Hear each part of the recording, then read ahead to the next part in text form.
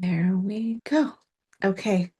Hi, everyone. Welcome to tonight's program. I See You, Suicide Prevention, a Relational Approach, presented by The Long Short Road.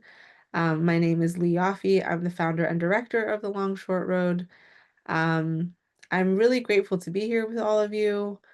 Thank you for being here.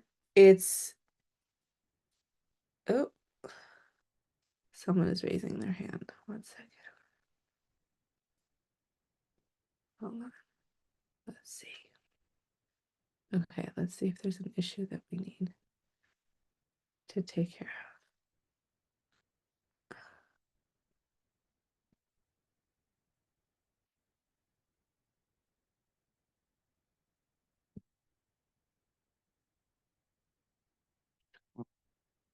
Okay, here we. All right, sorry, technical difficulty. Here we go now.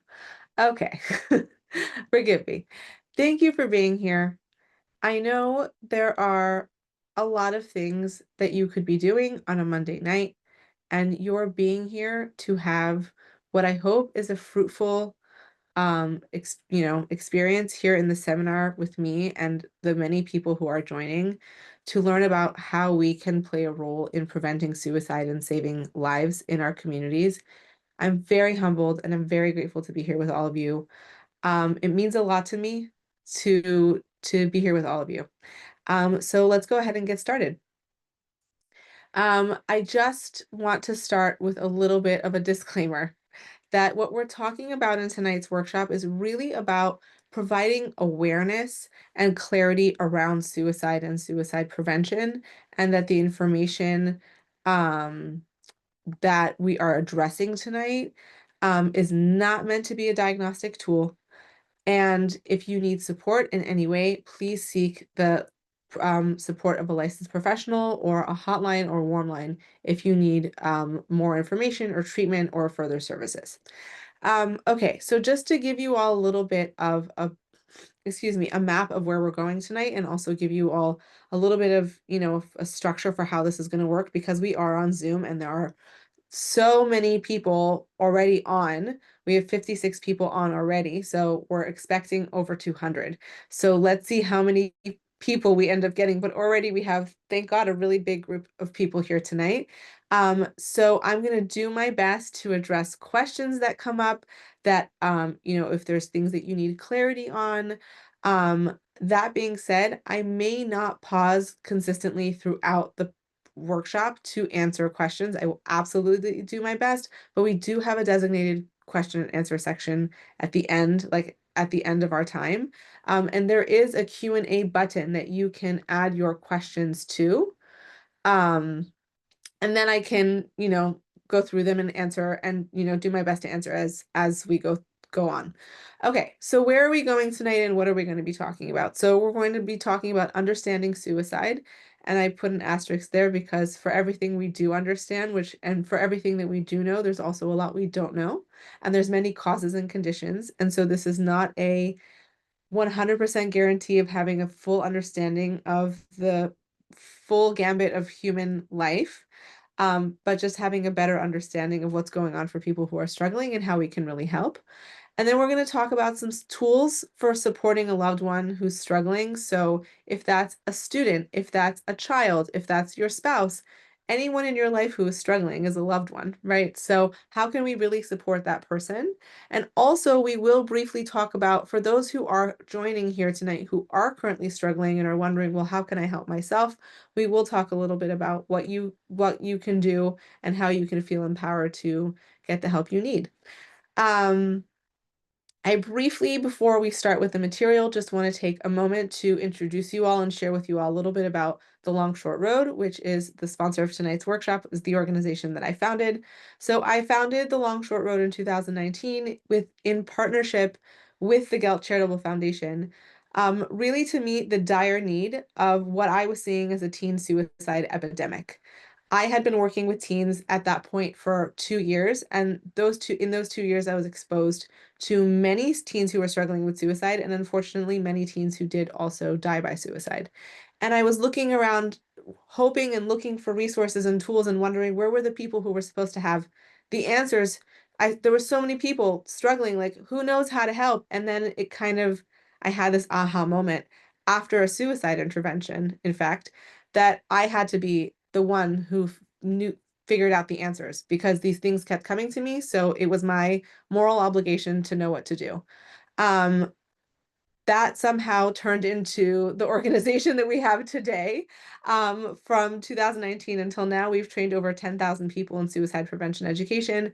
We've supported well over 2,000 individuals through our programming and our warm line support. We really focus on holistic, compassionate care that meets people where they're at. One of the taglines of the Long Short Road is, "I'm not afraid of the word suicide. You can talk to me."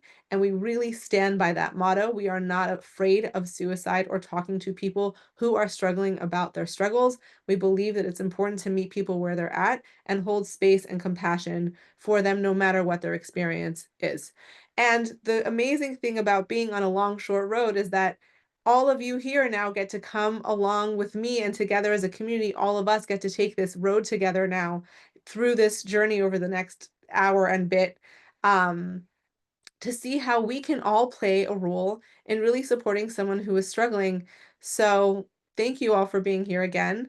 And let's get started with a breath. And I'm actually going to ask us all to pause a few times tonight as we're going through the material to take a breath, exhale, and maybe give yourself a little squeeze. I do recognize that the material and the topic that we are discussing can be very challenging to talk about and can be very triggering. If this feels like too much for you right now, you can leave the Zoom. This will be recorded and you can listen to it later or not. Either way is okay. But I want to please ask of you to use your breath as a way of anchoring yourself tonight as we're going through this, because you will be hearing heavy things. You're here out of your own volition. That doesn't mean that you shouldn't prepare yourself. And take a breath. Okay? Okay, so what we're going to be doing for this first little bit, I feel it's really important. Almost I've I've been doing suicide prevention I've been working in suicide prevention for almost 6 years. And what I've really come to see and know to be true is that the way out, the way that we support people, the way that we show up for them, the way that they feel safe, seen, and soothed by us makes a massive difference in outcomes and in their willingness to heal and to think about living another day. So we're really going to be looking at suicide through the lens of relationship and the role that relationship can play in helping someone stay safe. So when I say healing in relationship, I'm going to say this, with imagine that I'm saying this in all capital letters, okay? When I say that healing happens in relationship, I really want to get it across to all of you that I do not think, nor do I believe that any, that 100% of the responsibility of what happens to another person should be on you. We're not in control of everything. We're not in control of every outcome. We're not in control of a person's genetics. We're not in control of their destiny, right? Or when or how they get help, not in our control. Okay, so when I say healing in relationship, that doesn't mean that now all the responsibility is on you to provide a perfect relationship for them so that they can feel that anchor and then heal. That's not realistic for what one person can do, right? Um, however, what we can control, right, is how we show up for them. And while that is not the be all end all of what helps them heal, we cannot underestimate what the power of connection and the relief that connection can offer when someone who is in distress and is struggling immensely with psychological pain and is thinking about killing themselves, right? When they feel felt and we are able to show up for them in a way that is steady and not judgmental and not about immediately problem solving, but just being there with them, right? And showing up, that has it's a very powerful feeling. And it we underestimate what that can do. Um, we underestimate what that can do. We're going to talk a little bit about this later on, but one thing that I want to make clear on what I mean about why the relationship is so important, I'll just say this now and I will repeat it again. When a person is in crisis, thinking clearly and problem solving becomes very challenging, and almost you can think of it like a computer going offline. Like, yeah, is the hardware there? Yeah. Is the computer plugged in right now? No, it's not. Okay. So, a steady, non judgmental connection when a person is struggling can help people access their own capacity for regulation, meaning when we can tune into them and we can hold space for them and we can help them feel seen and soothed. Really what that does is it's almost like we're letting them borrow our calm. We're showing up for them in a way that's relational and calm, and that helps them feel safe to be themselves and then return to that space. um we're going to talk about that a little bit more. We'll talk about the brain science, and that'll then clarify some things. If you have questions, that's okay.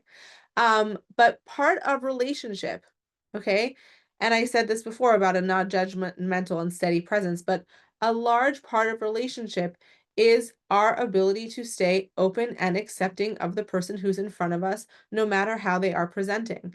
Fred Rogers, Mr. Fred Rogers, is quoted saying, and I don't have it in front of me, so I'm not going to say it totally correctly, but I'll paraphrase that love is not a perfect state of caring. It's a verb-like struggle. To love someone is to accept them exactly as they are here and now. Now, here's the thing, and we're gonna address this a little bit more in just a moment, but I'll say this here and now. Suicide is, I believe, the most stigmatized issue in the mental health vernacular. We are very, I think, as a society and definitely as a Jewish community, many of you who are participating here tonight are part of the Jewish community and are maybe attending this class in response to tragedies that have happened recently.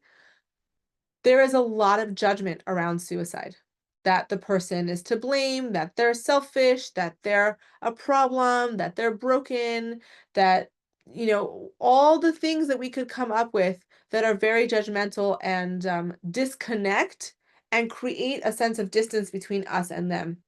And so really the first part of being in relationship and holding that space and being the kind of person who can hold support and be supportive to someone who is struggling with suicide is to accept them exactly as they are in this moment and see them as an individual in pain who's a whole. Suicide is not who they are. It's not their identity. It's something that they're experiencing, right? They are a whole person with many parts, and this is one part of them. In Hasidic literature, we call this seeing a person as a chelek Eloka mimal mamish. So really seeing them as a piece of God, part of the fabric of God's making, right? So it is really incumbent on us to remain non-judgmental and compassionate about suicide in general, the way we talk about it, the way we address it, the way we talk about it when a suicide death unfortunately happens. We also need to remain patient and open with people, right? And seeing them again for who they for their wholeness and not just for this part of them that's a problem. Okay? People who are struggling can smell out, they can sniff out judgment. They know when their words are not welcome. They know when their pain doesn't have a safe space to land. And that can serve to disconnect us. And that makes it harder to connect with someone and help keep them safe. So, really, this door opening of, I'm going to accept this person as they are and not try to fix them, at least, and not start throwing solutions at them, at least not right away, right? Be humble and remember that the person who's in front of you is a soul in a body just like you. Okay? I want to turn for a moment. We're going to shift directions into talking more about the understanding suicide and debunking a little bit through understanding the brain science. I do briefly want to address, because most of you, or many of you, a lot of you, there's not, well, yeah, are part of the Jewish community or work in the Jewish community. And I'm talking about Jewish communities around the world. We have people joining from many, many countries. I do feel it's important to address what is happening in in our community here and now. For those of you who are not Jewish or don't live in the Jewish community, bear with us, but I think that maybe you'll find this interesting as well. Since 2020, and there's a star there for a reason. I'll talk about that in a minute. Since 2020, suicide has been on the rise across Jewish communities, and we are seeing a particular concentration in the stricter sects and neighborhoods. And here is the thing that I will tell you, though. There's two parts to this. One, I think that suicide has been an issue in the Jewish community for a long, long time. I think that since 2020, it's become more public and we've been talking about it more. And so we hear about more events around suicide. I don't think that it just started then or that it just rose all of a sudden in 2020. That's first. The second thing is that we do not have concrete statistics across the board about suicide death in the Jewish community. Um, we're going off of the statistics really out of um, what's being shared among the professionals in the field, right? We're getting a lot from, right, this person shared, that person shared. So we know that these things are happening. We don't have hard data for exactly how many per year. Also because people aren't talking like there have can believe, I believe, and I can imagine that there were suicide deaths in the last 5.5, 6 years, maybe even in the last 10 years that were not spoken about in that way. So there may be even more than we know about. Okay. So what we're looking at, right, is the stigma and shame around this issue, the misunderstanding of suicide and what it means when a person is struggling with suicide and labeling them as a bad, mad, crazy person who's incapable of healing and et cetera, et cetera. Fear of ostracization, like what's going to happen to our family, what's going to happen to our community, am I going to get kicked out, etc. And also the religious framing of suicide as a sin. Now, I know that there's many conversations and discussions and opinions, and they're all important and they're all necessary things to talk about. We don't have the time to go into this in tonight's class, but I will tell you just on a superficial level that the way that we view suicide in context of modern times, halachically, according to Jewish law, from a Jewish perspective, from a Jewish framework, is very different, vastly different than the way that it was once previously taught and understood. There's a lot more, um, there's a much more compassionate approach to how we treat suicide and, God forbid, suicide death. Okay, there are great articles online. I'm happy to share that, to send that out with the recording and put that in the notes for everyone so you can do your own research and your own homework. Chabad.org has a really amazing, extensive library on this subject, on really how we can understand suicide halachically in modern times. It's a great read. It's a pretty, easy read for the topic. So I urge you all to do your homework because I have seen firsthand how the perpetuation of this misunderstanding that people who are suicidal or who are experience suicidal thoughts or who die by suicide are bad, selfish, sick people. That makes it so much harder for people who are struggling to feel safe to get help. Because if that's how they're going to be treated or if that's how they're going to be talked about, then why would they speak up, right? To be shamed as well, right?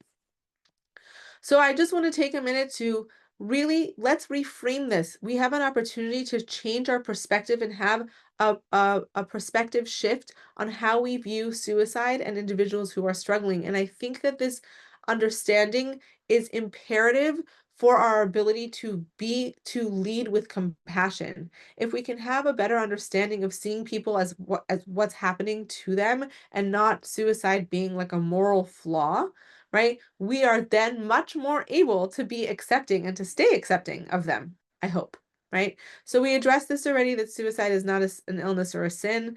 What I mean when I say it's not an illness, suicide is more often than not a symptom of underlying issues. So it's the fire alarm, but it's not the fire.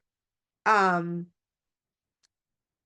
Suicide is also a wicked problem with many causes and conditions. So people ask me all the time, Lee, what is the reason for the high rise in suicide deaths? And like, well, let's think about it for a second. There's so many different factors here. You can't pinpoint it and put everything on one thing. Like, is social media a contributing factor? Absolutely. Is COVID a contributing factor? Absolutely.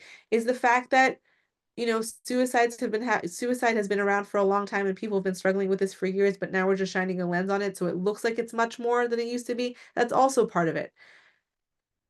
This is a wicked problem. That doesn't mean that it's, not solvable and that we can't help people. I really believe that we can help people who are struggling with immense pain find meaning and purpose and be able to choose to live to tomorrow.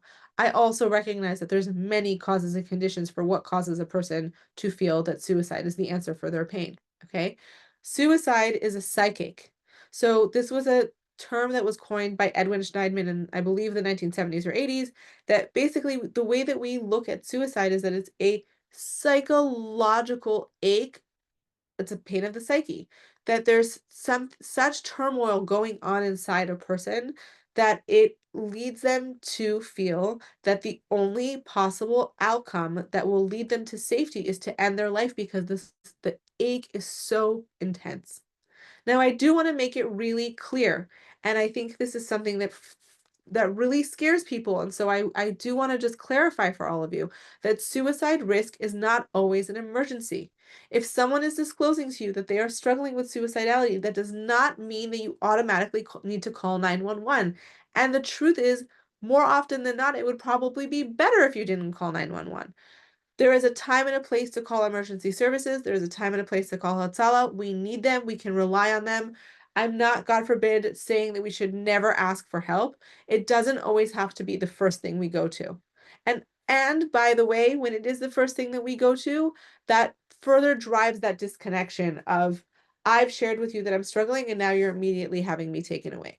Sometimes hospitalization is necessary. We will talk about that a little bit later on. But I do want to really stress this, that suicide risk is not always an emergency, and it shows where there's room to provide support and how can we offset these challenges that a person is having.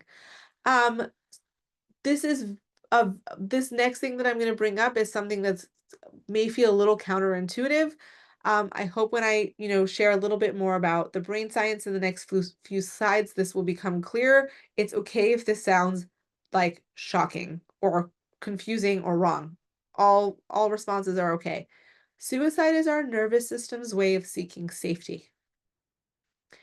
We have to understand that a distressed mind does not function the same way as a calm mind. A person who is in distress sees the world very differently than someone who is calm, even if it's the same, if that could be the same person, right?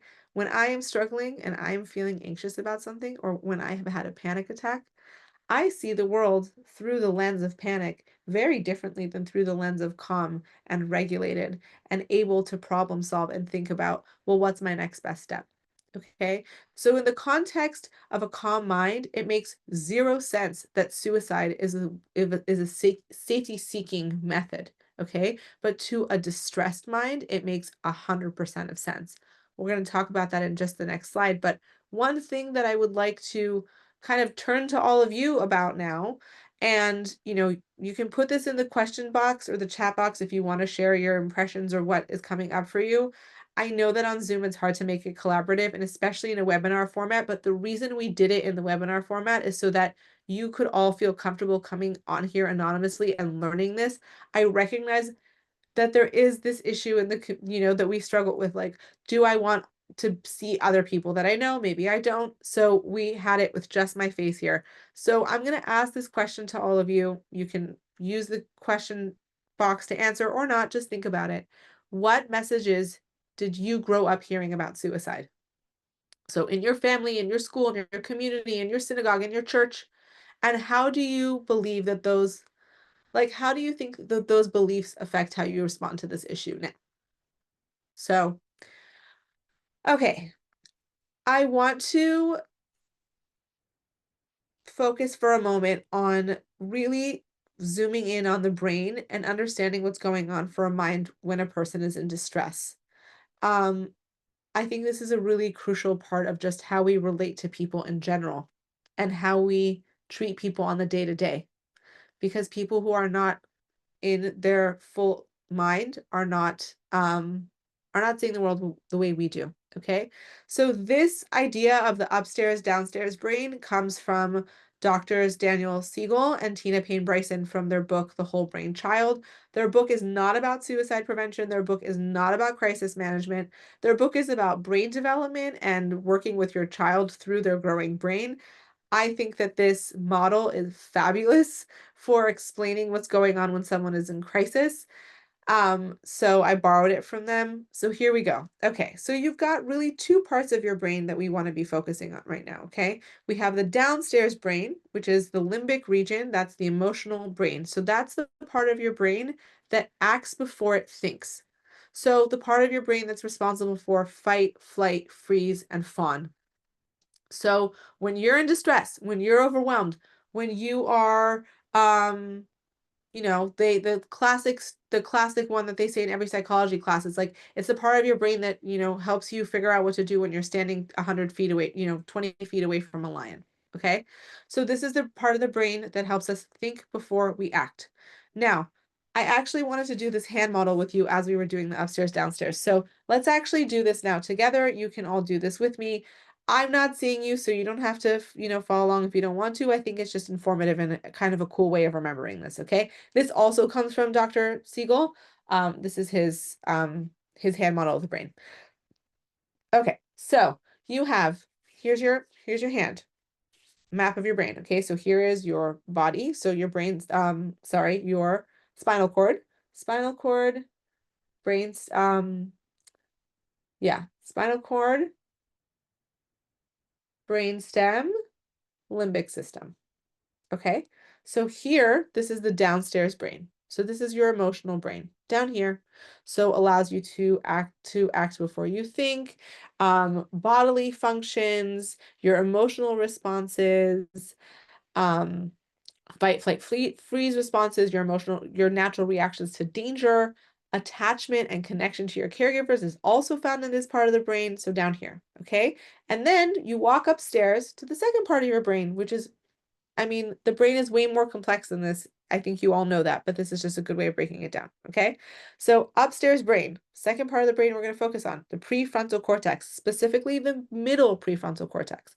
And in our hand model of the brain, you can take your 4 fingers now and fold them over your thumb, which is your limbic system. And what you will see, which is true inside the brain just as much as it is in this hand model, that the prefrontal cortex sits on top of and touches, right? You feel your 4 fingers touching your thumb, touches your limbic system. Your prefrontal cortex is responsible for regulating your limbic system. So when all things are fine and dandy and all things are going well, and you're in a good regulated state where you're able to handle tension and distress without becoming overwhelmed or alarmed, then you're really working from up here, and up here is regulating, upstairs is regulating downstairs. So what's going on in the prefrontal cortex? Okay, that's the part of the brain that helps us think before we act. It's the part of our brain that helps us with decision making, with control over our emotions, in our body, our concentration, our empathy, and our self-awareness. And actually, I'm going to take us to the next slide for just a moment to give you a better insight of what's actually going on and what are the big 9 functions of this part of the brain, okay? Body regulation, attuned communication, being able to take in information that someone is sharing with you, listen, perceive, and respond in an attuned way, right? So if you say, "Hey Lee, how's it going?" and I respond, with a not, I don't know, by just staring at you blankly and zoning out, that's not me being attuned to your communicating to me, right? If you say to me, "Hey Lee, how are you?" and I say, "Hey, how's it going?" right? I've attuned and I'm connecting with you. Emotional balance. So the prefrontal cortex is responsible for helping us feel safe in our big feelings, right? So when we feel anger, distress, shame, disappointment, tension, right? Our ability to not totally flip out at our emotional experiences comes from up here. Okay. Our response flexibility. So again, our ability to think before we act, right? Somebody says something that we don't like. We take a breath and pause and turn to them and say, "Hey, can we try that again? That was really hurtful." Rather than saying, "What's wrong with you? Why would you say it like that? You're so stupid. I hate you." Right? Response flexibility, the ability to stop before we act, okay, and think. our ability to take empathy for ourselves and others, our ability to have insight into ourselves, into other people, to think about what other people might be thinking or take their perspective, right? Our ability to modulate and calm fear, intuition, our ability to listen to our body, and our ability to have a moral compass. This is all coming from up here, okay? And these are all markers of mental wellness. When we talk about what a mentally strong person is, we talk about a person who can do all of these things, okay? So when people ask me, like, what is the key, how do we help people who are struggling? I think it's about working on expanding these. That's for later. That's for later on in the workshop. But just to give you a little clue in. Here's the thing though, okay? So let's go back to this slide for a moment. We talked about how the prefrontal cortex that's responsible for those not huge 9 functions that help us function as adults in society or people in society, right? Is up here and regulates what's going on down here, which is my fight, flight, freeze, or fawn. Now, when we experience more distress than we can tolerate, when we experience more pain than we can tolerate, and everyone's window of tolerance, right, their ability to tolerate distress is different, person by person, month by month, year by year, right? Our capacity for taking on stress is different at different times, also depending on the kind of resources we have, right? But when we feel at that moment that it's just too much, what happens is our minds, our limbic systems, when they feel that feeling of threat again and again and again, the amygdala sounds off the alarm and it's like, okay, we got to take over. We have to figure out what to do now. This threat is coming towards us. Sorry, prefrontal cortex, I'm taking over. And it's like the staircase from the top of the house to the bottom of the house disconnect with each other. So what happens when the staircase is disconnected? You cannot get upstairs. When a person is dysregulated, when a person is overwhelmed or dealing with immense experiences of trauma or flashbacks, post-traumatic stress disorder, bullying, what happens is that consistent response sets our minds into the tone of we need to seek safety. We are not safe here. And so we will either fight this, fight, flight, run away, freeze, and totally just freeze like a statue, or fawn, play dead. We will roll over and play dead until this threat disappears. Okay? So when people are, this is what they call in the whole brain child, they call this flipping your lid, right? It gets to be too much, your limbic system takes over, your prefrontal cortex goes offline, and you've flipped your lid. Okay? When you have flipped your lid, right, it can become impossible, if not very challenging, then impossible to access these parts of ourselves. Okay. And when overwhelmed and when the downstairs brain takes over, people may struggle to think clearly, lose ability to regulate emotionally, right? To regulate themselves, disconnect from others, make rash or irrational decisions, or develop tunnel vision on ending their pain through suicide. So when I said a few slides ago that suicide is the body nervous system's way of seeking safety, yeah, when the brain is in distress, it's going to do what it needs to do to seek safety. And so when they become tunneled in on this feeling of, I can't do this anymore, this is too hard for me. You know, sometimes people will say to me, well, like, why can't we just remind them about all the good things they have? Because they need those 9 parts of themselves, right? Their ability to have empathy and response flexibility and emotional balance to be able to remember those parts of themselves. When that part of the brain goes offline, people are not seeing the world the same way as we do. This is crucial for us to understand because the way back to logic, the way back to the upstairs brain is through relational safety. It's not through logic. It's not through throwing ideas at them of how they're going to get better and throwing solutions at them and telling them to learn more, to have more faith in God.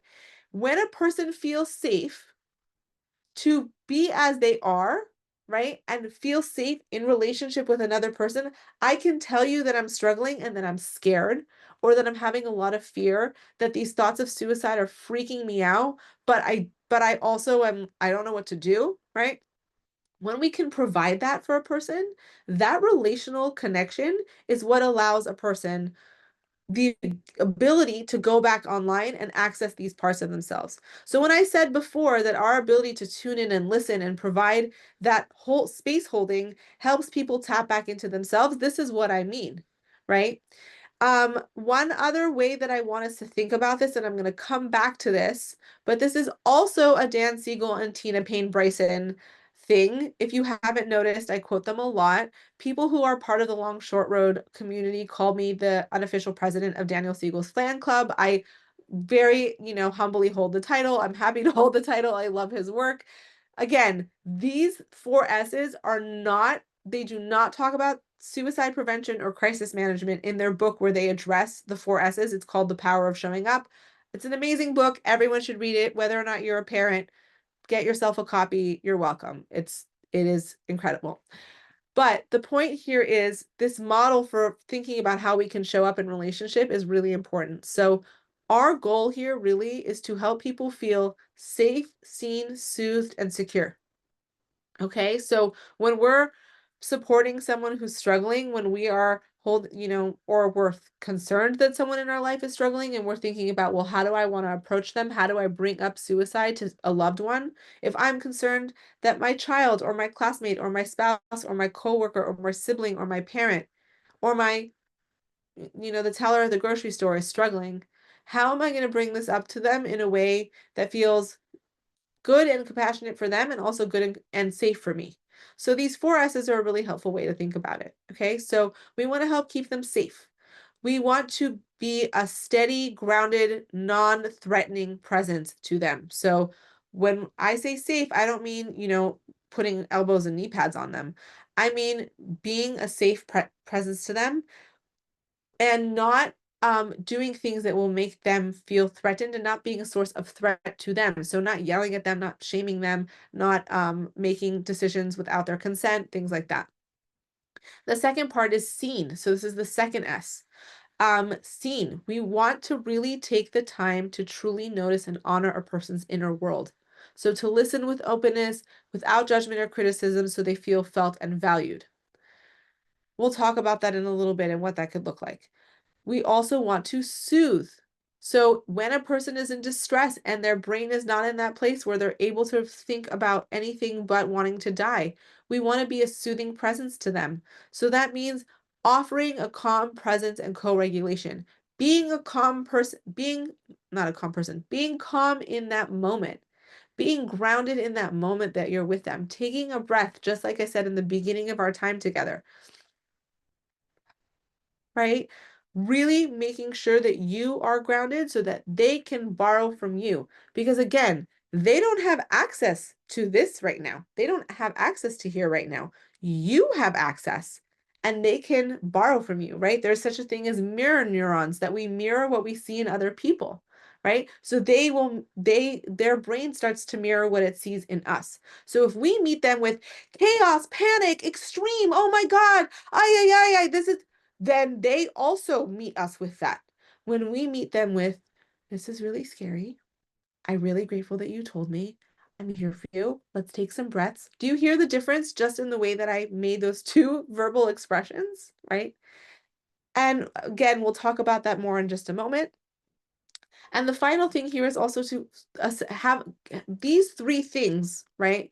The way that Dan Siegel and Tina Payne Bryson talk about it is that when we can provide safe, seeing, and soothing to a person, that leads them to feel a sense of security. So here I do not mean that you providing a relationship that feels safe, seen, and soothed is going to lead them to feel secure, no more challenges, no more struggles of suicide, no more pain. Unrealistic, right? If only. I'm telling you all, if I had a wand that I could wave to heal the earth, I would have a long time ago, right? I would not have dedicated the last 10 years of my life to suicide prevention, but here we are. Secure doesn't mean that all the problems disappear. It means that they now feel safe enough to make a choice to stay safe for now, to think of a different option that's not suicide, to expand their tolerance just for this moment to say, I will do ABC, or I will seek this help. It's helping them come back to that state of balance, to return to that balance so that they can tap into their innate tools or even be willing to hear about options of resources, right? One way that we can think of this, when you have a young child who's having a tantrum, right? Their brain, they flip their lid and their brain is not online. Okay? When a child is having a tantrum, if they are kicking and screaming, like we have all seen children do, right? I stand in complete helplessness sometimes, right? Standing over my child or sitting next to my child, watching them kick and scream and yell and not be able to, it's like they're totally out of their head, right? They're not there, right? And me going, you know what? How about an ice cream? Or it's not so bad. Why are you crying? Look, I got you a new one. Da, da, da, da, da. That doesn't help them feel a sense of security, right? Because security comes from feeling those first three things. I'm safe with this person. They're not judging me and they're not going to make me feel bad for my suicidal thoughts. And they're also not going to immediately threaten to call 911 or tell on me. I'm being seen and I can talk about what I'm going through without feeling like I'm a burden or a pariah and soothed. I can feel safe to cry or emote or express or sit in silence because you're not going to try to rush me through what I'm feeling. And that leads to a sense of security. Okay, we're going to shift gears here for a moment. We talked about this a little bit in the beginning when we addressed what I'm seeing in the Jewish community, but I really want to come back to this because this is how we're going to shift into the role that you all can play in really helping keep people safe. Now, I do see that the questions are coming in. I see you all. I'm not ignoring you. I do want to make sure that we get through the material and that I can share everything with you because I do believe that a lot of what you're asking about is, God willing, going to get answered through this, but if not, then I will do my best to answer your questions at the end of the session. So, why doesn't a person who's struggling with suicide, with suicidal thoughts, just ask for help? So, just think about for a minute how hard it is as an ordinary human being going through your day-to-day life to ask for help, right? We know in theory that it's important to ask for help and we need a village and we need people to look out for us. Okay, it's super vulnerable. Very vulnerable to ask for help. There's a lot of shame that could be attached to it. And also with something like suicide and with something like suicidality, we have a lot of fear internally, right? People who are struggling experience a lot of fear internally of like, what are the ramifications of me asking for help? How is this going to blow up in my face? Okay. So will I get in trouble? I will get in trouble, right? This will ruin my family. If I tell someone that I'm struggling and then this gets back to this person and that person, and suddenly the whole community knows, or the whole school knows, or the whole shul knows, or the whole whatever knows, this will ruin my family. This will ruin my chances of a better life. Right? I had someone say to me recently, I'm the kind of person, this came verbatim from the mouth of someone who is struggling with suicidal ideation. I'm the kind of person that if I were to ever, God forbid, kill myself, people would be floored and shocked because I hide it so well. You would never know.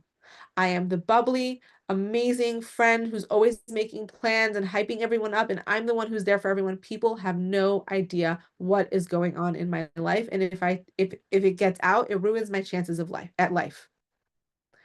What's going to happen with marriage? What's going to happen with shidduchim? What will happen with my siblings shidduchim, etc. I don't want to be hospitalized. This is a legitimate fear that we need to address.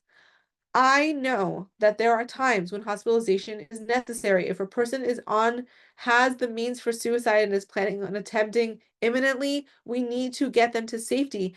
I do not believe, nor do I practice, nor do we practice within the long short road, that hospitalization should be the first step because it's often very traumatizing. It is very demoralizing, and people have described it to me as having all of their dignity stripped from them. Sometimes it's a necessary step to keep them from really hurting themselves. Should not be a step every time, and definitely not for every scenario. Okay? Many causes and conditions. People will think that I'm crazy or sick. No one will take me seriously. If I tell people that I'm struggling, they'll brush me off and tell me I'm being dramatic or that I have no reason to feel suicidal because I have such a great life. And so often, people who are struggling are not going to come right out and say, I'm struggling, help me. I'm thinking about killing myself, please help me not.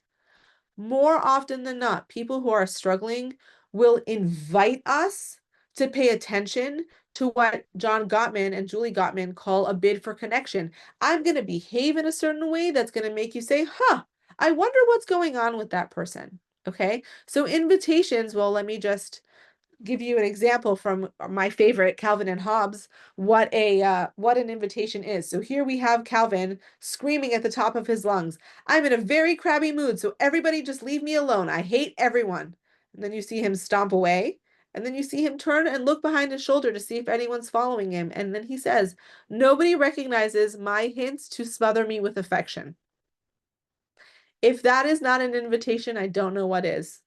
But this is how you know that that I've been doing suicide prevention for a long time. I look at my favorite comic strips and I see opportunity for education. So, and here's another one. This is from Zitz. Notice how in this comic you have this young boy whose body language, right? You see in the first frame, his body language is presenting of someone who something is up with him, clearly, right? But he doesn't verbalize what he's feeling. He goes and he leans on his mom, and he really leans on her with all of his, kind of all of his being. But look at how the exchange goes between them.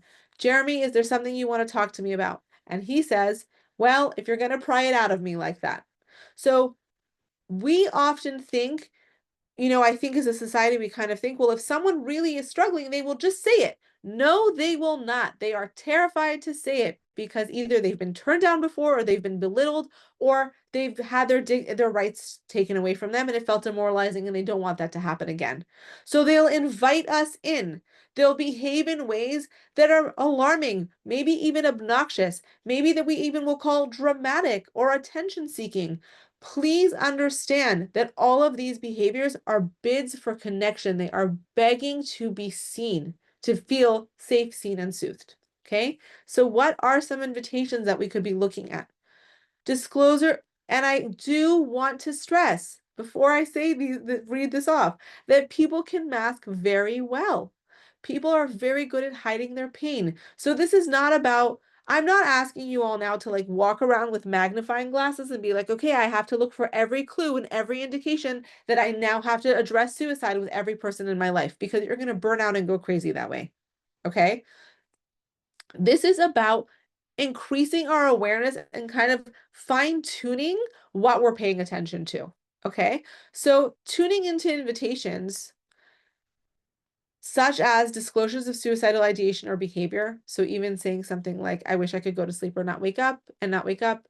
I wish that I could get, sometimes I think about running into traffic and getting hit by a car.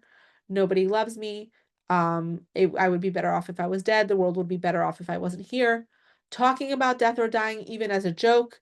And I do realize that there are certain demographics and certain parts of the population that do use death or dying as a way of coping with dark humor, right? Such as veterans, police officers, firefighters, soldiers. I've heard that a lot from IDF soldiers.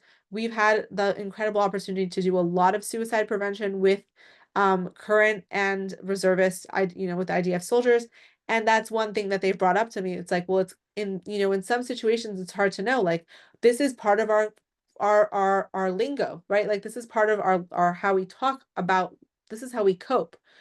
And sometimes contextually, it's out of context to be talking about death or dying, even within a community where that's part of like the dark humor that they used as coping. Okay. So numbing, like things through food or social media, drugs, alcohol, using other coping mechanisms to disengage from their pain and disassociate from life. Posting or texting alarming things on social media, on their WhatsApp statuses, texting you or calling you and saying drastic things, right? Sudden or drastic, sudden or drastic life changes. So, God forbid, bereavement. So losing a parent, a suicide bereavement, right? So losing a loved one to suicide. A friend breakup. This is something that we see with teenagers, right? They really, really rely on their core group of people. So not having their people or being bullied, right? Those are the kinds of things we need to think about. That when a person is, going through certain things, that could change how they interact with the world. We do also, I just want to mention, I think it's important to just mention this piece about passive versus active suicidality, that again, not everyone who's talking about suicide or who is thinking about killing themselves actually has an active plan to do so. And part of the important part here is for you as the supportive person, for you as the person who's giving them these four S's, to do your homework in a compassionate way and not, jumping on them and asking them a million questions, but in a compassionate and firm but kind way, assessing their basically risk assessing. Like, are they just thinking about it? Is it something they have a plan for? We're going to talk about that in just a moment. Um, with other things, but I do want to clarify that invitations are not always things that you will witness or hear directly. Not always will you know, right? Maybe this is something that's coming from, if you're a parent, maybe this is something you hear from another kid about your child. If you're a teacher, maybe this is something that you hear from another teacher or from the guidance counselor, right? It might be, so the way that you address suicide and the way that you bring it up really depends on why you're asking, right? Like, why are you asking this question? Let me stop by let me go let me reel that back for just a minute. With invitations, you can look at these invitations and say, "Oh, this is stuff that everybody goes through. So now you're going to tell me that everyone in my life is struggling with suicide?" No, definitely not, right? However, you won't know unless you ask about it. Meaning you could see that a person is struggling and you could just assume that it's whatever is going on and just assume that it's A, B, or C. But if you're concerned about someone in your life, the surest way to know how to help them is to be honest with them in a compassionate, non-judgmental, safe way. Okay? So asking about suicide doesn't mean, "Hey, are you thinking about killing yourself? Because if you are, you're in trouble, mister," right? It's a much more safe approach that helps them then feel safe to really be honest with you. Okay, everyone take a breath. We're taking a one moment breath break. Let's do another breath. I do recognize how heavy this is, everyone, and I'm really so grateful that you're all here um, to be part of this. So just make sure that you are continuously checking in on yourself and breathing. Okay. So asking about suicide, right? Asking about suicide and addressing it is really crucial. This is where people get terrified, and I want to validate that for you all because it is really scary. This is what we call a both and. It's two things at the same time. It's both terrifying and necessary. It is both scary and compassionate and potentially life-saving to ask someone if they are having thoughts of killing themselves. And yes, is this a scary question to ask? For sure. Will you maybe be shaking in your boots as you ask the question? Yes, I definitely have been there, right? I don't want to come to you all. I don't want you all to think that like I'm coming to you from this ivory tower where have it all figured out and I'm not scared of asking this question. My entire organization is dedicated to suicide prevention. That is what I do every day of the week, day in and day out, and it still scares me. But I think it's important that I think that the minute that we stop feeling afraid and feel whatever about this, it means that we've stopped recognizing the importance of the life that's on the other side. So it's okay to feel a sense of trepidation, but do it anyway. Okay? Now, when we're talking about this idea of the brain and helping the brain return to its whole state where the prefrontal cortex is really driving the car, right? I want to read to you all this quote from Viktor Frankl. Maybe you're familiar with it. Between stimulus and response, there is a space. In that space is our power to choose our response. In our response lies our growth and our freedom. Now, I want to bring you back to that first sentence, okay? Between stimulus and response, there is a space.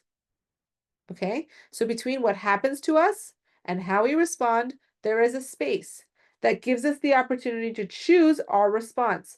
Remember for a moment, if you will, let's go back to this previous slide, that one of the factors of our big nine is response flexibility, our ability to have that gap between what happens to us and what we do with it. So that gap, how do we help extend that gap for people? By listening to them, by holding space for them, by helping them feel that we are there for them and addressing this and holding the space for them in a way that helps them really feel seen. Okay? So when we're addressing suicide, if you feel inclined to bring up suicide to someone in your life, no matter in what context it is, right? It's important to stay compassionate, curious, and open, to recognize that if you come with judgment and if you come with distress and if you come with trepidation, they're going to feel it and they're not going to open up to you. Okay. Be direct with kindness and bring your evidence. So don't be direct like, hey, what are you doing? Are you da da da da? It's, hey, I want to bring something up to you. This is why I'm asked. I'm going to bring up these things and bring my evidence for why I'm asking you about this. It's not just coming out of thin air. Tell them what invitations you're noticing. You're responding to their invitations. Okay. Now, if a person says no, a no to suicide is still an opportunity to provide relational connection, right? If a person says, no, I'm not thinking about suicide, but I'm having a really awful day and I just need, and has things that they want to talk about, don't cut them off and be like, oh, you're safe. You don't want to kill yourself. Okay, bye, right? You can still provide that relational connection. You can still help them feel safe, seen, and soothed and feel that sense of security. Okay. A yes and a no to the question are invitations for you to hold space and to listen to them. And again, remember that the person in distress sees the world differently than you and will need to borrow your nervous system. So I just want to show you, I keep talking about borrowing your nervous system, and I have this great visual aid that I've been holding on to. I don't know why I didn't show it to you all earlier, but just to give you an example here, and here is showing the regulated, the adult and child, but this could be two adults, right? Or, right? It could be two adults. It doesn't only have to be adult and child. But look at what happens. A regulated adult and a regulated child is regulated. When an adult is regulated and the child is dysregulated, we're able to borrow, right? They borrow our nervous system and that helps them feel regulated. So let's take this for our crisis example. When you are calm and the person is in crisis, they can borrow your calm and join with you and return to that state of regulation. When you are dysregulated and they are dysregulated, that leads to more dysregulation. If you are dysregulated and they are calm, that leads to dysregulation. So this is a really important part of it, right? To let them borrow your nervous system means that we have to come from a place of grounding. Now, one thing that I would like to spend just a moment stressing here, which is super important, is this idea of planting the myth of, the myth of you're planting the idea in someone's head if you talk about suicide with them. This is a very common myth. That being said, I do just want to parse apart this issue for a moment because there are ways that we can talk about suicide that, God forbid, chaz v'shalom, chaz v'chalila, could encourage more suicidal behavior in someone who's already struggling. So again, it comes back to what I've been saying since the beginning of our time here together tonight, that approaching suicide from a compassionate, non-judgmental, safe, meeting you as you're at, not going to try to fix you or tell you that there's something inherently wrong with you place, that does not plant suicide. When we meet people with shame, stigma, we, God forbid, make suicide something to look up to or something to emulate or something to aspire to, that plants the idea for suicide. So one example that I will give you all, a famous example that is a very, very tragic example, is the history of the show 13 Reasons Why, which some of you may be familiar with, but even if you're not, for everyone's sake here, I'll just explain a little bit about it. There was a show that aired streamed on Netflix in 2006. I believe it started in 2015 or 2016, about a young girl who dies by suicide. And she leaves 13 clues, 13 reasons why she died. And the show is about her friends going and discovering these clues and kind of her experiencing their mourning while she's looking up from up above. So A, it glorified suicide. Big no-no. Two, it was extremely graphic about suicide. That show literally handed a suicide completion blueprint to teenagers all over the country. And in the 2 or 3 years after that show aired, the suicide rate and the way of suicide among teenagers, meaning the way that a suicide was completed, emulated the show. There was, I think, a 20% increase in suicide deaths of teenagers emulating the show. Netflix was sued. They ended up taking down all of those scenes, but not before serious damage was done.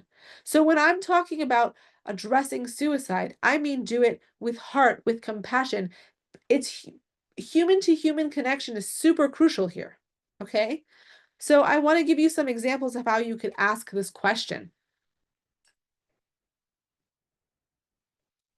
Notice that in my asks, I don't have people sounding super confident and sure of themselves and knowing exactly what to do, because that's the reality that you might not, and that's okay.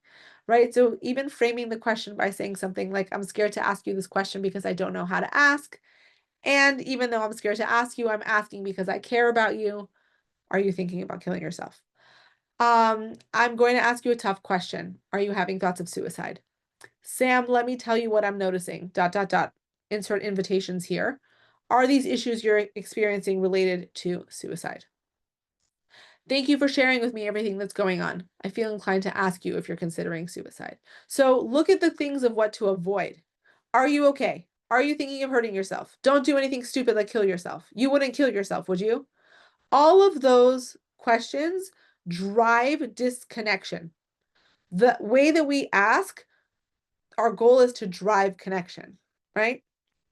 Now, we're going to move into a piece on active listening for about the next 15 to 20 minutes. We'll talk about a couple of additional resources, and then we'll wrap up and I'll take questions. But this is really what I want to start with in talking about active listening and what we can do for people who are struggling. Because often when I tell people, don't underestimate how important it is to just sit and listen, they're like, what? That's all I can do for someone who's struggling is listen to them? Yeah, it's a big deal because we don't know how to listen. The human soul, so this is a beautiful quote by Parker Palmer, a novelist. The human soul does not want to be advised or fixed or saved. It simply wants to be witnessed, to be seen, heard, and companioned exactly as it is. When we make that kind of deep bow to the soul of a suffering person, our respect reinforces the soul's healing resources, the only resources that can help the sufferer make it through. And so, what is important about active listening? This is really an opportunity for us to think about how we can apply those S's that I was talking about before, right? Helping them feel safe, seen, and soothed. Well, when we can listen to someone, when we can really hold space for someone, what that does is A, builds trust and reduces the shame that they're feeling. It lowers their arousal, it lowers their, that amygdala alarm response and helps them be like, oh, I can come back. It's actually safe for me to be here. Active listening also helps us prevent misunderstanding and premature fixing, right? When you really listen without an agenda to respond, or you're not taking in their words so that you can think about what the best response is going to be and the A+ response you're going to have for them, but you really just listen, it helps you prevent misunderstanding, and it also helps you try to stop prematurely fixing the situation. Okay. Opens the pathway to safety planning when needed. So, if they are in more distress, then what is beyond your control or what is in your capability, and you do need to pass them on to higher level of care if that's a warm line or a crisis line or emergency service like Hatsala or calling 911. That still creates that trust and connection so that if you do have to make a decision for their safety, it's not coming from a place of like, I'm attacking you. It's I'm hearing everything you're saying and I want to support you, so we're going to do this together. Okay? It really helps a person come back to their upstairs brain. I think we all know what that feels like. You don't have to take it to the utmost extreme of suicidality. We all know what it feels like to Maybe we all know what it feels like to receive the opposite when you're really struggling and you just want to be heard and you feel so out of your mind and everyone is telling you to stop panicking and calm down and why are you so worked up about this? Da da da. It's really hard to return to our upstairs brain when we don't feel safe. So they need that safety, and that happens through active listening.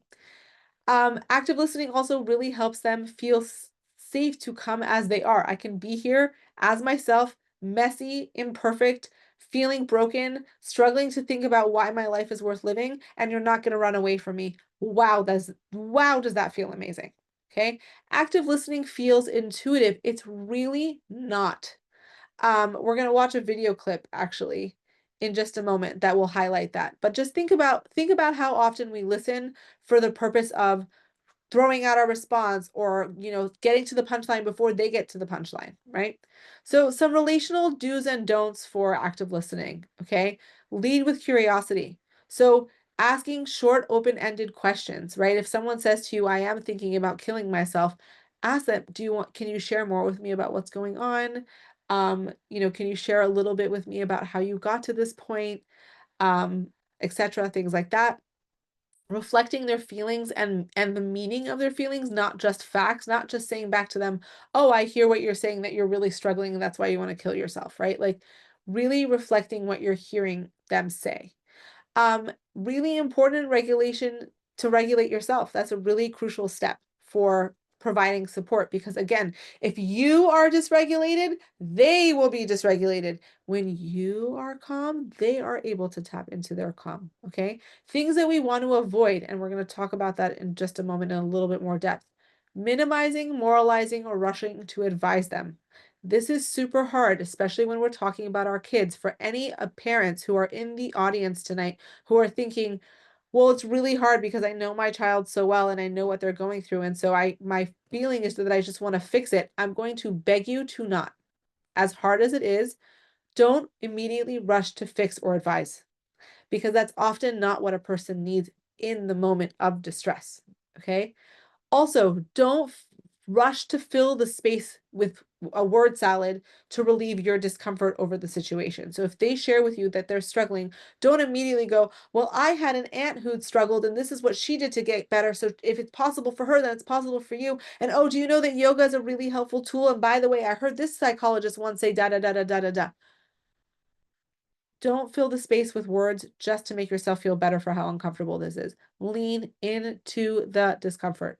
Okay.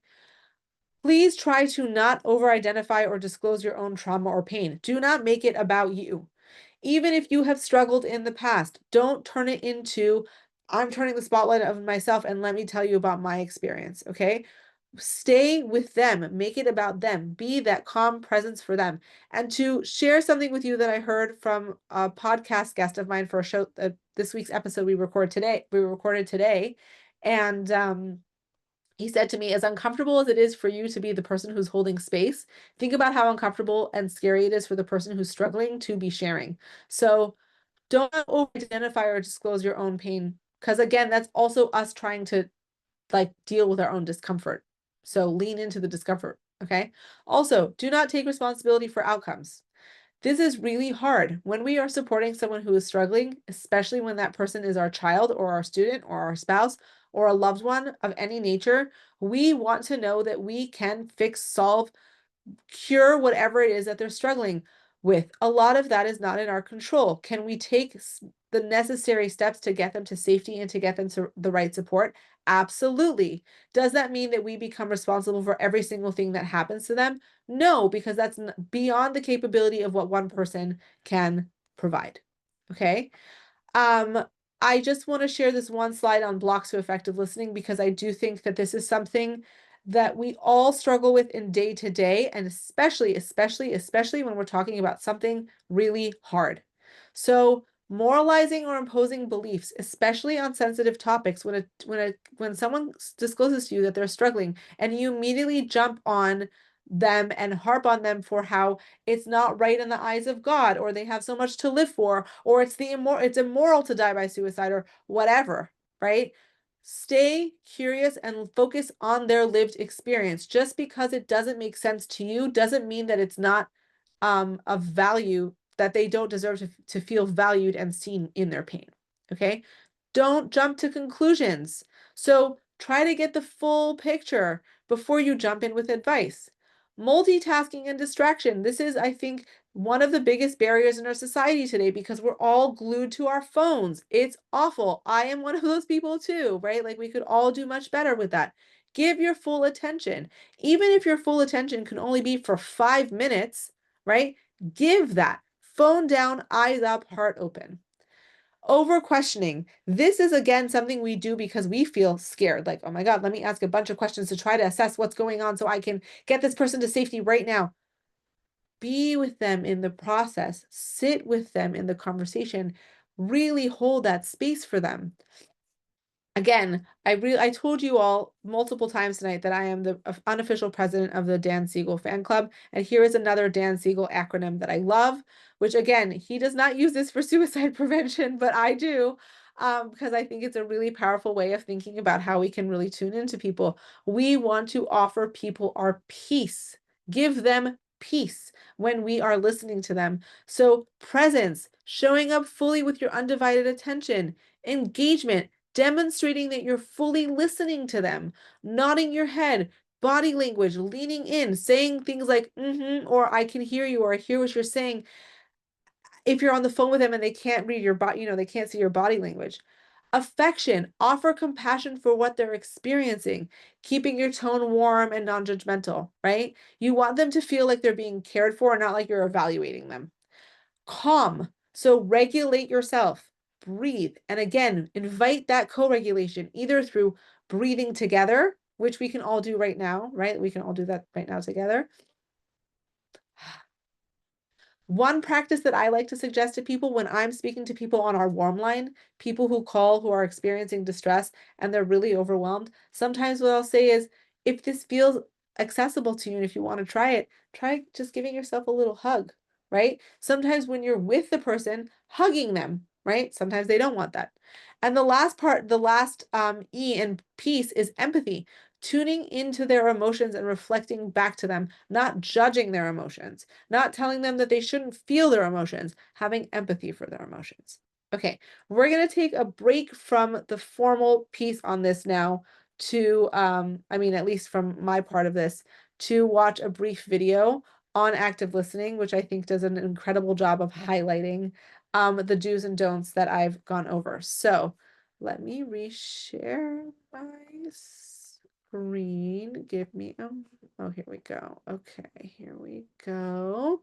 So some of you may be familiar with this. This is a clip from the Disney Pixar movie Inside Out. And you might be wondering, what in the world does a Pixar movie have to do with suicide prevention?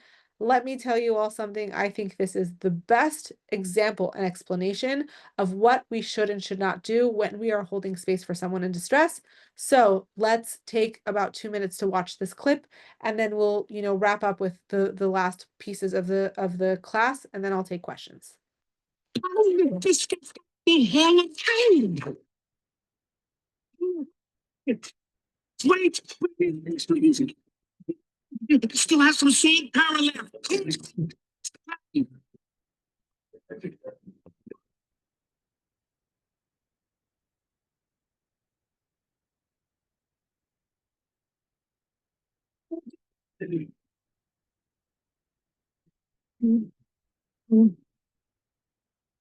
They can't be done with me.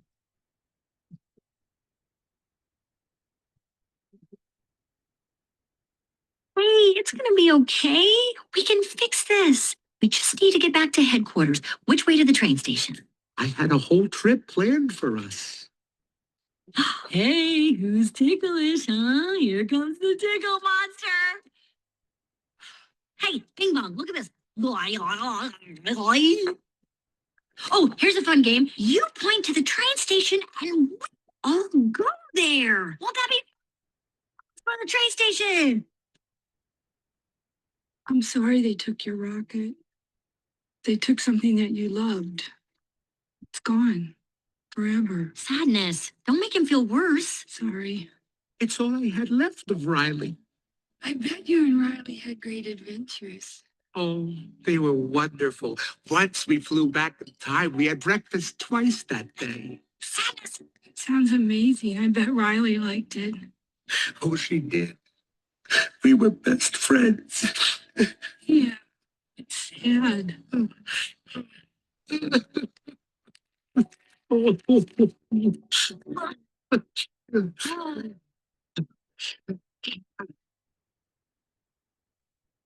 Okay, now. Come on. The train station is this way.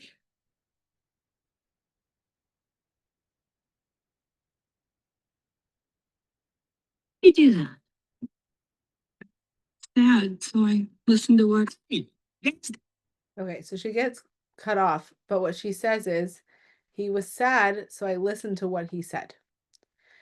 And I think that is, I mean, like, I couldn't have said it better myself. One second, let me just get my screen back here for you all. Um, I couldn't say it better myself. This is a crucial piece here that often gets lost when we want to support someone is we think, oh, I should jump in to fix it, or I should make them feel better, or I should, make them ignore the pain or be distracted. Um, and that is not the key, right? The key is to empathize and to be there for them and hold that space. Here's another really beautiful illustration that I love. You'll As you can see, it's, person, it looks like a flame, and as you progress, you see that that flame, underneath that flame, is really a person who's having really big feelings and feeling things very strongly. Maybe you just need a hug. Maybe sometimes all that person needs is the ability to feel seen in their pain, and for us for them to know that we do not fear their pain and their flames. Okay, so part of this, which is a very crucial piece of providing support for people who are struggling, is to absolutely understand that it is not up to you as a single individual to be responsible for the entire outcome of a person's well-being. Not safe for you, not safe for them.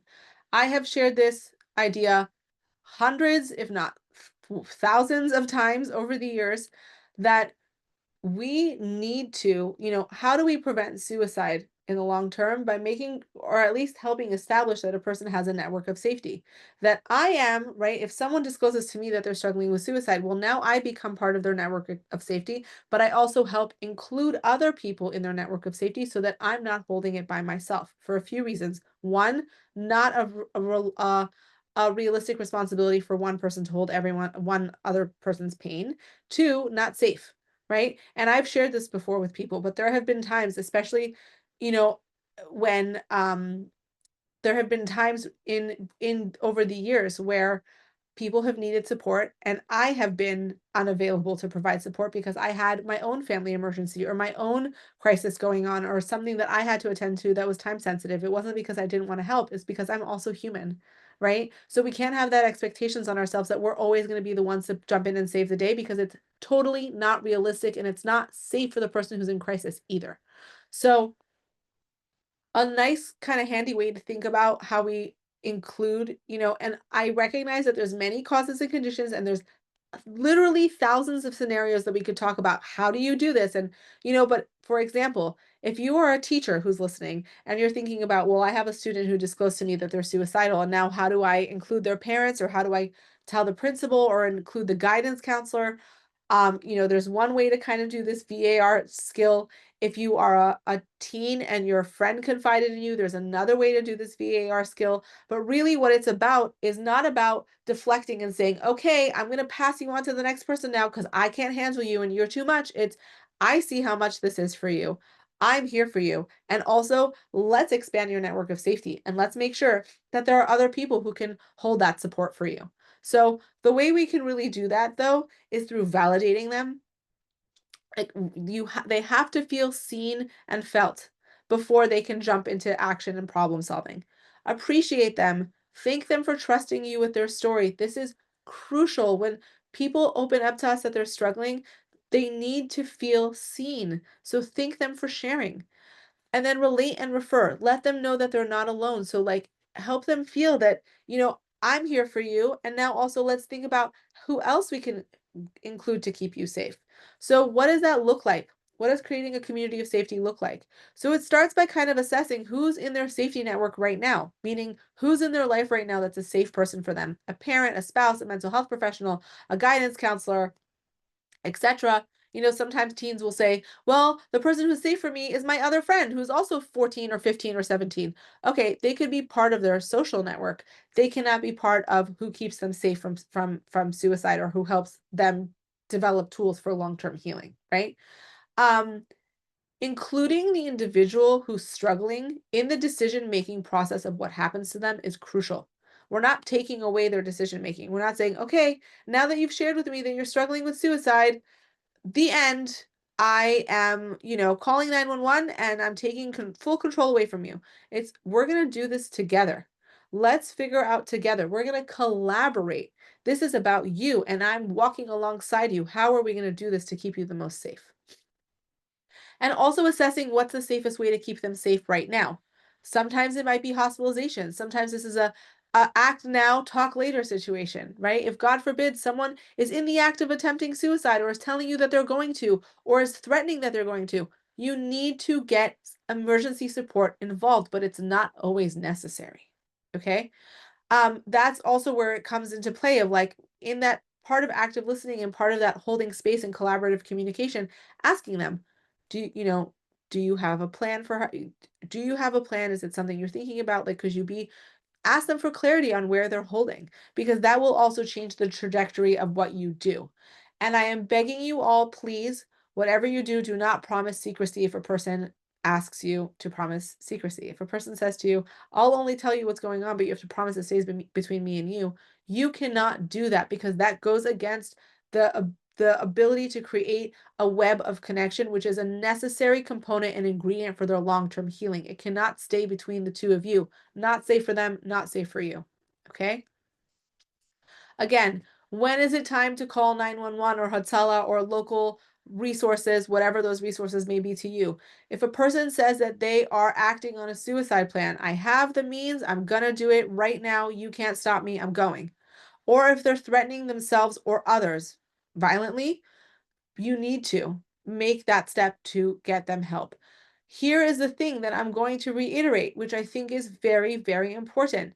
The four S's are crucial if hospitalization becomes necessary. If they are so in distress and so out of their minds and have flipped their lids, so, are in that state where they're not able to return to balance and not able to connect to that part of themselves that's willing to take a step to keep them safe, that's not through suicide, giving them that safety, seeing, and soothing, even if you have to do something like call 911, is imperative because they will feel scared. Dysregulation is not a pleasant feeling. Anxiety is not a pleasant feeling. Panic is not a pleasant feeling. When a person is feeling that way, they may do things that are drastic or dangerous.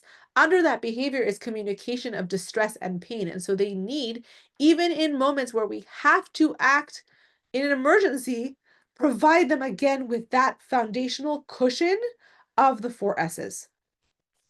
Now, I want to give you an example of some touchstones. Who are the kinds of people that we can connect to? So, if they have, who's already in their network, as I just said in a few slides ago, their therapist, their spouse, their parent, a community leader, a trusted adult. You can call 211 for resources for a mobile crisis unit. 988 is a national suicide prevention hotline. It operates 24/7 every day, all day. The Long Short Road Warm Line. This is our in-house emotional support warm line. It is not a 24/7 service. It is not a crisis service. It is a place for people who are struggling or who need support to come get emotional support and receive the four S's. We operate Sunday through Thursday, 10 a.m. to 10 p.m., Fridays, 10 a.m. to 3 p.m. Depending on our call volume, sometimes we ask for people to call and leave a message and we respond to them. It also depends on how many volunteers we have on call. We actually just recently, for any of you who are on our newsletter or follow us on social media, you will know that I just trained in our first group of volunteers after 6 years of taking all the calls by myself. This year I took over 400 calls individually. It's not something that I recommend people do. We all need additional support. I did not follow my own example, and I'm admitting that to you all. But the reason I'm admitting that is because we've done something about it. We do have additional volunteers. We are here for you to provide support, but it is not a 24/7 crisis service. Another service that you can connect to, which is based in Crown Heights, but you can reach out to them from worldwide, is the Neshamos helpline. You can also call MASK for referrals if you're looking for specific resources for therapists. And again, 911 or go to your nearest emergency room if you feel that that is a touchstone that is necessary. Okay, everyone take a breath, please.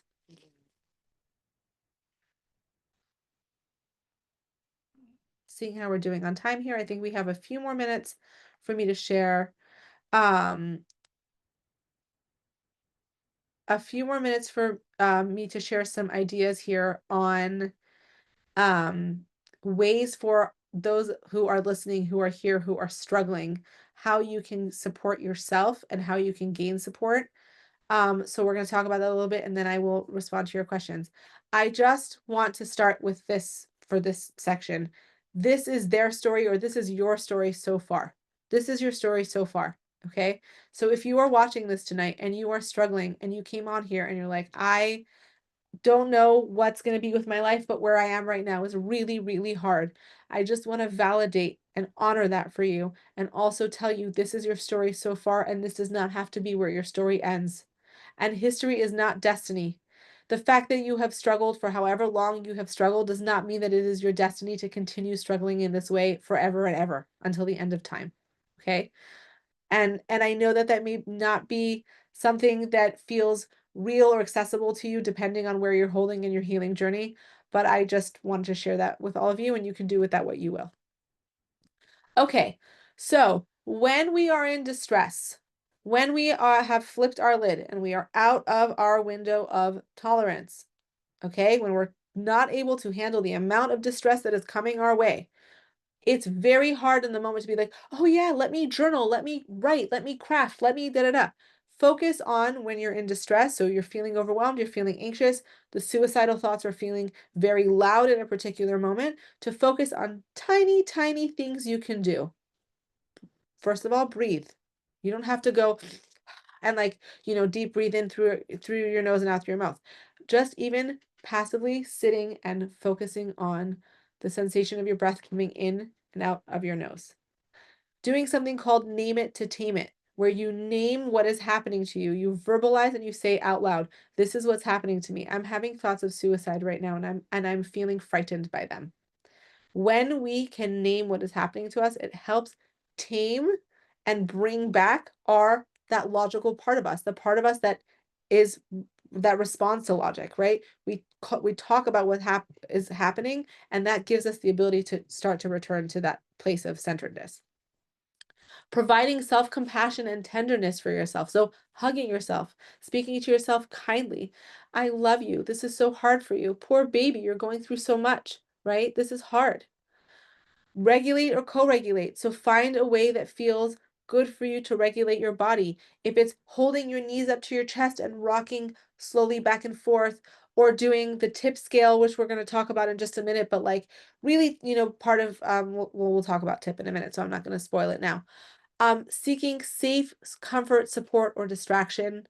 Um, Having a mental health professional that you can collaborate with, or with us on the the warm line of the long short road. We are happy to do that with you. Our volunteers are trained to be able to do a safety plan. And really a safety plan is just like a list of ways that you can support yourself, that you write out and really think about how you can provide yourself that support, and really saying to yourself, this is something that I have heard from the mouth of people who are struggling, so I'm sharing with you what I've heard from them.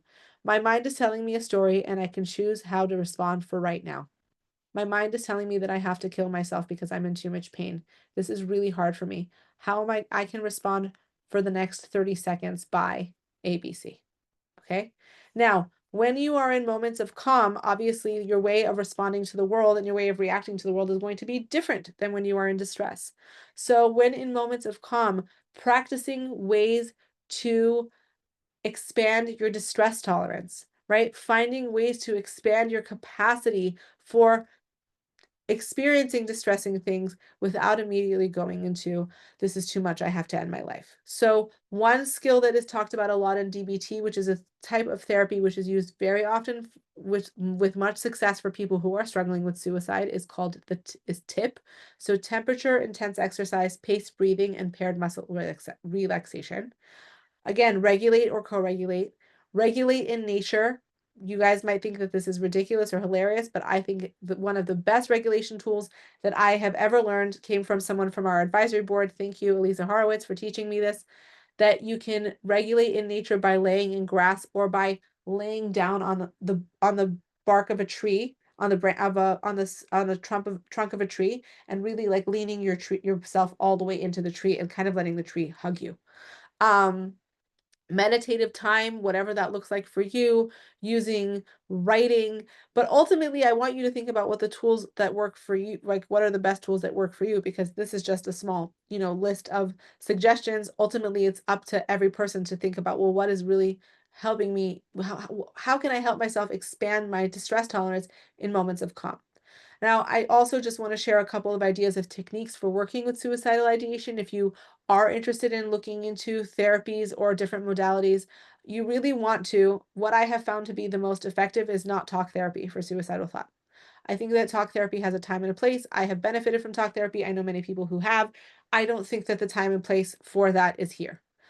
Um, Really looking for therapeutic modalities that address the root issues and help give you tools to expand your window of tolerance. So I mentioned that before. One of them is DBT. That's where the tip scale comes from. Mindfulness-based stress reduction is another wonderful one. Having somatic practices or doing somatic practices like breath work or cold exposure or animal therapies. And again, also having safety plans. And I don't know if you guys can see it, maybe it's too small, but I will include a PDF of our sample safety plan sheet with the recording of this class so that you can take a look at what a safety plan is, so that if you want to fill one out for yourself, you can, or if you're with a loved one and want to fill one out, you can as well. Okay. Final piece before I take questions. I want to share the contact information for all of us at the Long Short Road. You can visit us on our website. If you have questions, you can email us to info@thelongshortroad.com. Our warm line operates again Sunday through Thursday, 10 a.m. to 10 p.m., and Fridays, 10 a.m. to 3 p.m. 484-474-0544. And I would love for all of you to follow us on Instagram so you can continue to gain support and tools and resources. We post things pretty often there. And we're building a pretty beautiful community, I think, of people who are walking the long, short road to healing and to, thriving through their life. So before I take questions, I just want to thank you all so much for being here. And I know that this is a lot of information and a lot of things to consider. And maybe this is a completely new paradigm shift for you all. And that's all okay. All things are welcome. Okay, so I'm going to take a look for a moment. I'm just going to um, look through these questions. Okay.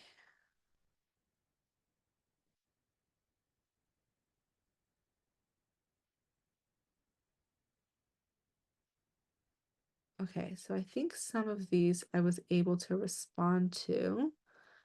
Um, okay, so I'm going to start with this one. How do you respond to a teen who says, I just want to die and have no reason to live, and no matter what you suggest, they say, I would rather die? I would start by not suggesting things. I would start by not immediately jumping into problem solving.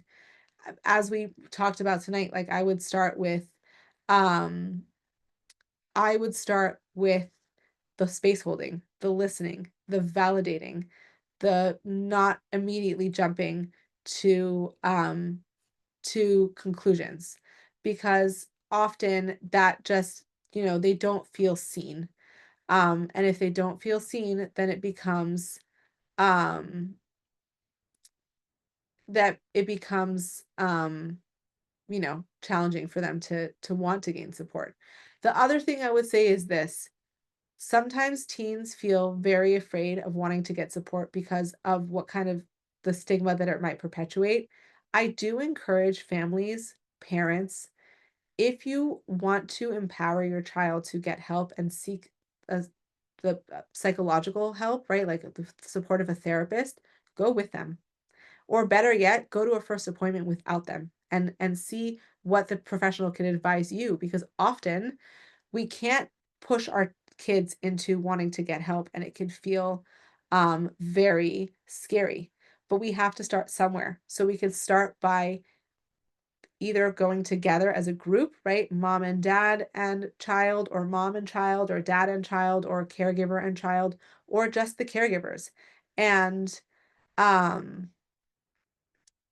and yeah, that would be a place to start.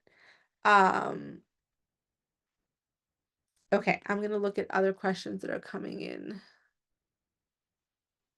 Um okay, this I answered already. Okay, I'm just going to read this out loud. As someone who went through this 8 years ago, I'm really grateful for this class. I'm grateful you're doing this. I'm so blessed. My attempts failed and I got help. It's heavy to hear about, but it's so important. Thank you so much. Thank you so much, anonymous attendee, for saying that. Um, okay, let me see. Okay, we talked about that. Um, okay, I skipped ideation and planning. Forgive me. Okay, so ideation is, when you're talking about suicide with someone and they say, I'm really struggling, I want to kill myself. And ideation is, I'm having thoughts of killing myself. I think about it. I think about how I would do it. Planning is, I have a plan and I'm going to act on it. This is when I'm going to do it. Or I know when I'm going to do it, but I'm not going to tell you. That's the difference between thinking about it and acting on it. And sometimes planning, and sometimes it's a very fine line. There could be a hair between them. Um, and that's also part again of why that collaborative, safe, um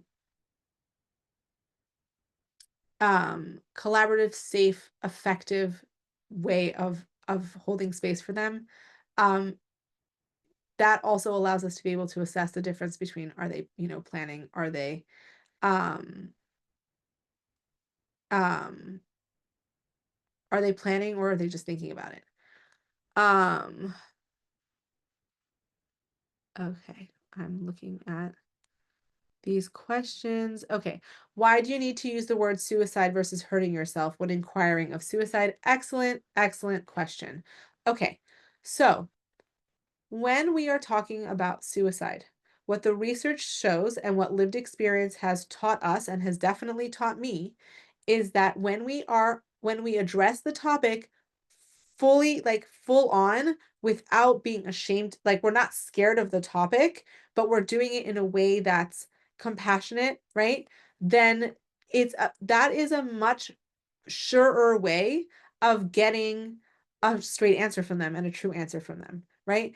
Asking something like, are you thinking about hurting yourself? Well, they may not see suicide as hurting themselves. They may see it as, well, that's how I'm solving my problem. So it's not hurting me, it's helping me, right? The same way as, are you thinking about doing something to hurt yourself? They might not see it that way. So if you don't feel comfortable using the word suicide, you don't have to. But I do still encourage to be direct.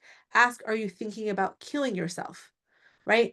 Be direct with what your intention is, because that shows them, I'm not afraid of this and you can talk to me about this. Um Okay, so I hope that made sense. Okay, the tip scale. So didn't understand tip. Can you explain? Okay, so tip is a technique that was developed and used in dialectical behavioral therapy in DBT, to help us. It's kind of funny. It's almost like a little counterintuitive, but it's doing things that in a way almost expose us to distress, like it purposefully just expose us to distressing experience so that we can then practice how we respond. So for example, the first T is temperature. Exposing yourself to a very vast temperature change. So cold, sticking your face in ice water, sticking your hands in cold water, a cold shower, a cold plunge, right? That kind of cold exposure, what that does is it shocks your body when you're exposed to cold water. And part of that is part of what we do in the practice of cold exposure is learning how to ride that wave and not freak out as soon as the cold water hits you. Anyone who's ever done a cold plunge will tell you, you want to jump and run for the hills because it's freezing and your body just wants to run away, right? We're exposing ourselves purposefully to a distressing experience in a safe way, right? To help us expand our capacity for distress. The same thing with the other parts of tips. So it's temperature, intense exercise. So like doing 100 jumping jacks, or running in place for a minute, or doing 100 push-ups, something like that. Intense exercise also to rile yourself up. But again, from the perspective, the goal being that you're purposefully putting yourself in distress so that you can also practice how you respond. So then there's also, um, I'm forgetting the two P's of tip. So um I'm gonna look them up forgive me because I'm blinking. It's 9:40 at night, so I'm forgetting what all of them are.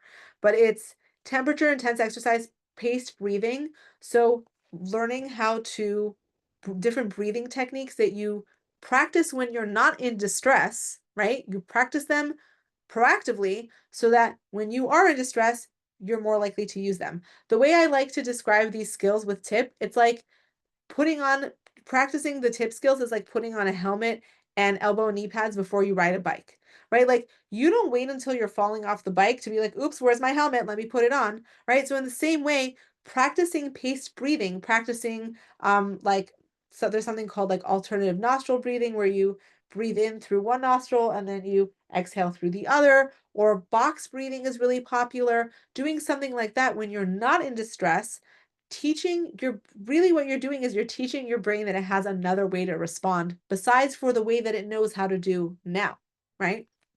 And the last P is progressive muscle relaxation. So you tense up a group of muscles for 5, 10 seconds, and then you relax.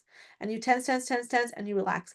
And doing that again, that's not an immediate solution problem solver that's going to make a person's suicidality go away. That's not realistic. But it can help you get back into your body and then get back into your prefrontal cortex. I hope that make sense.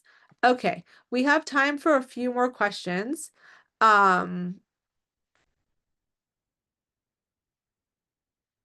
okay. You mentioned not to do traditional talk therapy. How else can we help them understand what's bothering them and provide the forces? So, traditional talk therapy can be helpful. I don't mean to say that traditional talk therapy cannot be helpful. I do think, though, that talking logically about their feelings is not the surefire it's not the guaranteed way to get like there has to be a mind body connection and approach. So if it's talk therapy combined with somatic therapies, if it's talk therapy combined with DBT or EMDR, it doesn't have to be one or the other. It can be a combination of the two, but I don't recommend that it just be talk therapy. So it could be more than one. It just shouldn't be just that. um do I find it beneficial to teach teens about common triggers for suicidal ideation, for example, humiliation? I do think that it's important in general to talk to teens about suicidal ideation and to talk about, I mean, let me put it to you this way. Teens are not blind. They know what's going on in the world and they know that people are struggling and they themselves are struggling. So I think having compassionate conversation with teens about suicide, including common triggers for suicidal ideation in a compassionate way that provides them with resources is helpful and necessary for sure. Okay.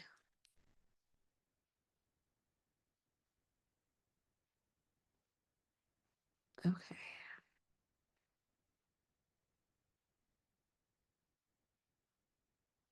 I'm looking how to address the current suicides happening in our community. Okay, this is a great question, and I'm happy that this question was brought up. How do we address with teens the current unfoldings that are happening in the community? Look, I have a very specific opinion about this. You don't have to agree with me. You don't have to think that this is the right way to do it. This is what I'm telling you now is what I've seen from 10 years of doing suicide prevention and from unfortunately this not being the first suicide death that I've supported people through. We have to talk about what happened in a compassionate, direct, realistic way. Ignoring that it happened, trying to cover up suicide deaths, shaming or saying this is not something that we do, this is not something that we're proud of, da da da da da. I think that again, the teens are already talking about it. And I'll just say this, we're having a lot of the fact that we decided to do this class tonight was in response to the unbelievable amount of phone calls that we were getting, unfortunately, after Mendy Litzman's suicide about almost 2 weeks ago. Hashem Yirachem. People were scared and didn't know how to talk about it or what to do with how to talk about it with their kids. And here's what I can tell you. The kids already knew. Like teens knew already. Every yeshiva, every seminary, every high school, people have WhatsApp, people have friends, people talk on the phone to each other, people are on social media. Everyone knows it's happening. I think um we do need to address this. Um It's just a matter of how and when. And so there's a follow-up question here. Would you discuss this episode with a kid who currently has suicidal ideation? Yes, and yes, you can. And there's an art to doing it. And the question is, why are you doing it? Meaning, if the person is already struggling, talking about it and saying, this did happen. I can recognize that hearing this kind of news could be really triggering for you. So I just want you to know if you want to talk about what's going on, or you just, need a place to be able to talk about your own feelings. I'm here for you, right? We're not talking about the recent suicide death because we, God forbid, want to encourage a child who's already struggling to then struggle more. We want them to know, hey, this really scary thing happened, and it's also something you struggle with. And so I just want to have this open platform for you where like you can talk to me. Okay, I have time for like three more questions. Um, okay. What if I feel myself that I can't speak about suicide or recognizing my child's pain around feeling suicidal in a calm way because I don't feel calm about it? Great question. I actually feel scared, and even the thought of bringing up the talk makes me feel the intensity. Excellent, excellent question. The best thing you could do for your child and for yourself in that situation is to then figure out ways to learn to feel calmer about it, not to avoid it, but to turn down the intensity for you. If this is something that's really scary for you, finding ways, which it's okay. That's not like there's not like you're doing something wrong if this is scary for you. This is scary for me also, and this is what I do for a living, right? Um, what can you do to ground yourself? What can you do to help yourself feel safe, seen, and soothed and secure before you um, before you address this with your child? And if that means getting your own support through a parenting group or a support group or your own therapist, whatever it is that you need to do to be able to create that calm internally, then that is where I suggest the focus be first. I mentioned a parenting book before. So Doctors Dan Siegel and Tina Payne Bryson are the authors of 4 books. It's the Whole Brain Child series. I can send that out also in the email with this recording. Um, the Whole Brain Child, No Drama Discipline, The Yes Brain, and The Power of Showing Up. All 4 are excellent. I have multiple copies in my home. I can even show you. I literally have multiple copies around my house so that when people come for Shabbos, I can let them borrow copies and still have a copy in my house so that I can read it because I just love reading them. And for those of you who have kids and you're thinking about what is a cool way that I can maybe connect with my child with this kind of information, all 4 books in the Whole Brain Child series have amazing comics for kids and for teens that describe or illustrate all of the topics that are brought up in the book. So I will send that out in the email with the recording. Okay, I'm going to see if there is one more. What are the most challenging aspects to being accepting and non-judgmental to those who are suicidal, and how to deal with it? I think a lot of it has to do with us. I think a lot of it has to do with our own discomfort. It's the most challenging aspect is not about them, it's about us. It's, this is uncomfortable for me. I don't like this. I'm scared of this person. I think that this is crazy, or they're being dramatic, or I think they're being stupid and don't realize how amazing their life is. It might be our own difficulty. Often it is our own pain and our own discomfort, maybe with suicide, maybe with the person, that makes it difficult for us to be accepting and judgmental, um, and non-judgmental. So I think it has to start with us and like, um, and tuning into our own biases and checking our own biases at the gate, you know? Um, if we are listening with compassion, working not to respond. Okay, how do we differentiate between trying to get attention versus a real threat? By That's a great question.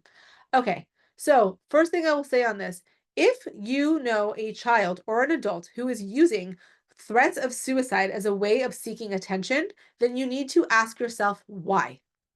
Why is my child or my student or my spouse saying that they're going to kill themselves to get attention? Replace the word attention with connection.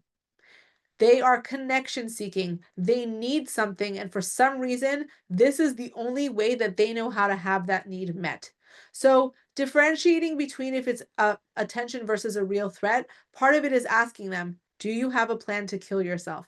Do you have the means to follow up on this plan? Do you have a date for this plan? And trying to parse out what is real and what is maybe their way of saying, "Hey, I'm really in pain and I don't know how else to ask for help." But I always, always believe that suicide, you have to look under the hood, under the behavior. All behavior is communication. Why would a child talk about wanting to kill themselves unless they were in extreme pain or distress?